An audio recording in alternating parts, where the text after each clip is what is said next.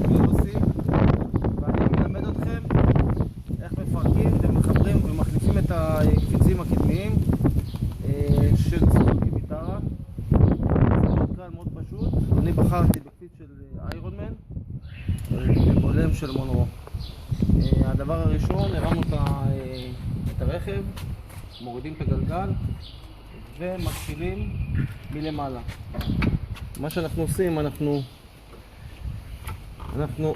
פותחים את הברגים העליונים, משחררים טיפה, ואחרי זה עוברים למטה. אנחנו רק פותחים ומשחררים, ואחרי זה אנחנו נמשיך. גם את הבורג המרכזי, פתחנו אותו ושחררנו.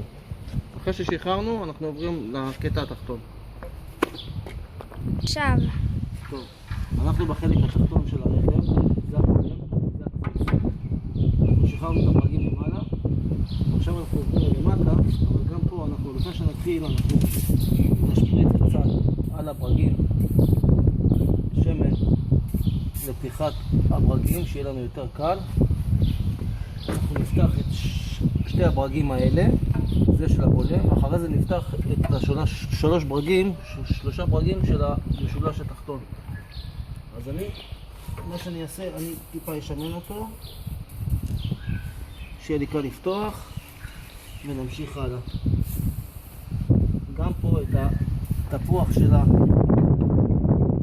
הזה אני פותח אותו גם כן, שהמשולש יוכל לרדת למטה. אני משמן כפות, שיהיה לי קל לפתוח את הכל, וזהו. לא, עכשיו. אוקיי, אז אנחנו עכשיו מחברים את הקפיץ בחזרה קודם, ואחרי זה את הבולם. מה שחשוב מאוד, שפה יש מגרעת, והקפיץ צריך להיות בדיוק על המגרעת, ולשים לב שלא שמים את הקפיץ בצורה הפוכה.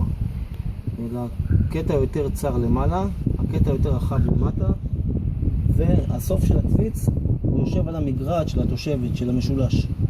זה הדבר הכי חשוב. טוב, אז הנה אנחנו הרכבנו את הבולם, עדיין לא חיזקנו את הברגים, תלינו את הבולם, הרכבנו את הברגים, אני שם את הצינור ברקס בחזרה, יש לו מין פחית כזאתי, שאנחנו איתה, אנחנו שמים אותה בצורה כזאתי, וזהו. אנחנו רק, מה שאנחנו עושים עכשיו, אנחנו רק מחזקים את הברגים, פה, למעלה, עוברים על הכל, על המשולש, רואים שהכל חזק, ויש לנו גם קפיץ וגם בולם, וזהו בינתיים.